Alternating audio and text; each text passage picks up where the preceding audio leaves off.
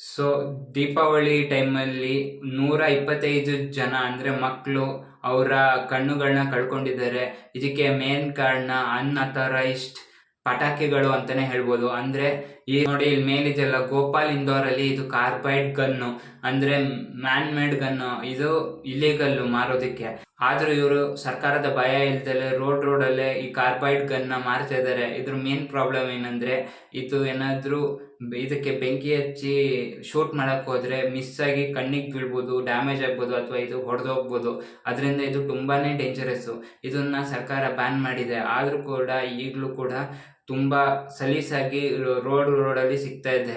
ಅದರಿಂದ ಇಂದೋರ್ ಅಲ್ಲಿರೋ ಮಕ್ಕಳುಗಳ ಕಣ್ಣುಗಳು ತುಂಬಾನೇ ಡ್ಯಾಮೇಜ್ ಆಗಿದೆ. ಕಾರ್ನಿಯಾಗೂ ಕೂಡ ಬೆಂಕಿಗಳು ತಗ್ಲಿ ಕಣ್ಣು ಕಳ್ಕೊಳೋ ಪರಿಸ್ಥಿತಿಲಿ ಇದ್ದಾರೆ.